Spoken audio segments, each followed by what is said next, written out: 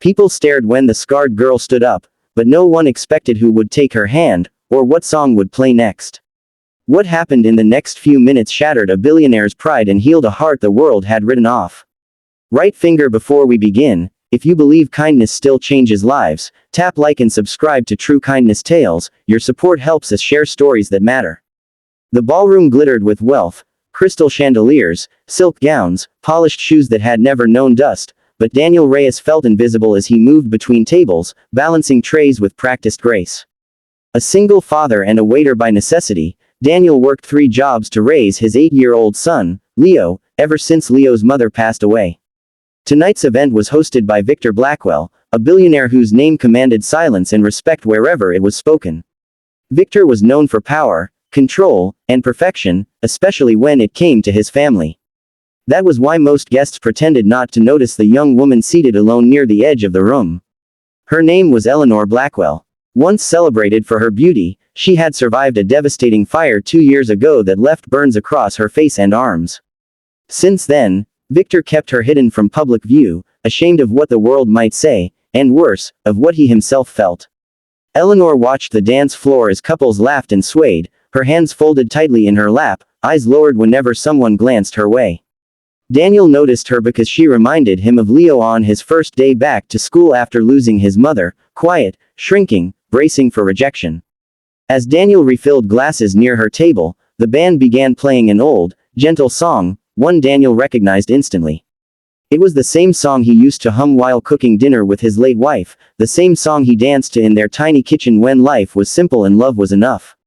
Eleanor's fingers twitched as the melody filled the room, and without thinking, Daniel paused. He saw tears welling in her eyes, not loud or dramatic, just heavy and tired. He hesitated. Waiters didn't interrupt guests, especially not the billionaire's daughter, but something stronger than fear pushed him forward.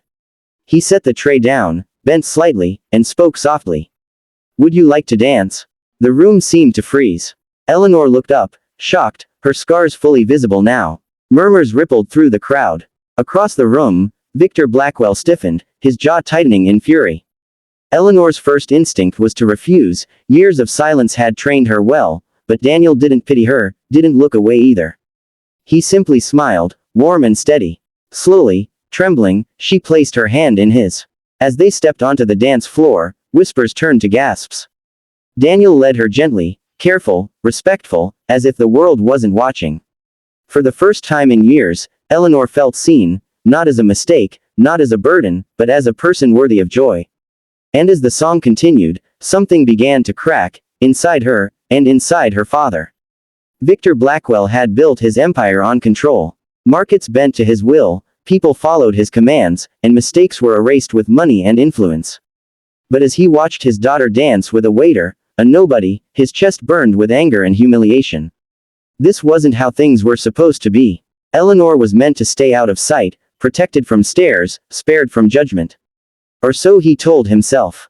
In truth, her scars reminded him of a night he couldn't control, a fire he couldn't stop, and a daughter he couldn't fix. On the dance floor, Daniel spoke quietly as they moved. He told Eleanor about Leo, how he used to hide behind Daniel's leg when strangers came too close, how music helped him feel brave again.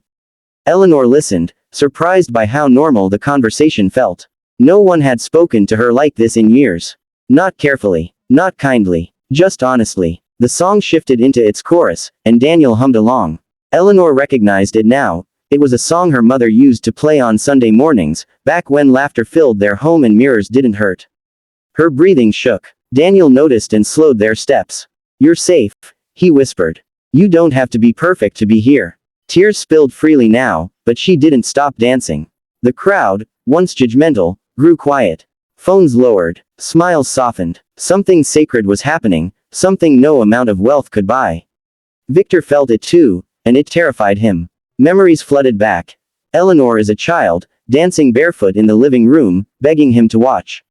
He had always been busy. Always distracted. When the fire happened, he blamed the world, but deep down, he blamed himself. Anger surged as a shield against guilt. He strode toward the bandstand, demanding the music stop. But before he could speak, the final verse played, a line about scars being proof of survival, not shame. Victor froze. It felt like the song was accusing him. Daniel and Eleanor stopped dancing, the room holding its breath. Eleanor looked at her father, expecting rage, rejection, the familiar cold distance. Instead, she saw something else: conflict, pain, and finally, tears. Victor's pride, polished over decades, cracked in front of everyone. He realized the truth he had avoided. The scars he hid weren't on Eleanor's skin, they were in his heart. And a single dad waiter had done what billions never could: remind his daughter she was alive. Silence filled the ballroom until Victor Blackwell did the unthinkable. He applauded. Slowly at first, then fully, his hands trembling. The room followed, applause rising not for wealth or status, but for courage. Victor approached Daniel and Eleanor, his voice thick when he spoke. "I was wrong," he said, not to the crowd, but to his daughter. "I tried to protect you by hiding you, when all you needed was to be loved out loud." Eleanor broke down, years of loneliness collapsing as her father pulled her into an embrace. Daniel stepped back quietly, ready to disappear again into the background, but Victor stopped him. "What's your name?" "Daniel," he replied. Victor nodded. "You reminded me who my daughter is, and who I failed to be." Weeks later, Daniel was called back to the Blackwell estate, not as a waiter, but as a guest. Victor had established a foundation in Eleanor's name, funding burn recovery programs and emotional support for survivors. Eleanor began attending events openly, scars visible, confidence growing. As for Daniel, Victor offered him a job managing the foundation, but Daniel asked for something else. "Help me secure my son's future," he said simply. Victor did more than that. He ensured Leo's education, housing, and stability, but Daniel continued working, teaching his son the same lesson he had lived: dignity matters more than status. On a quiet evening months later, Daniel danced with Leo in their small apartment to that same song. Eleanor sent a message that night: "I danced today, and I didn't hide." Daniel smiled, knowing that sometimes the smallest acts, one song, one dance, one moment of kindness, can change lives forever. Blue Heart, if this story touched your heart, please like the video and subscribe to True Kindness Tales. Your support helps us share more real stories that restore faith in humanity.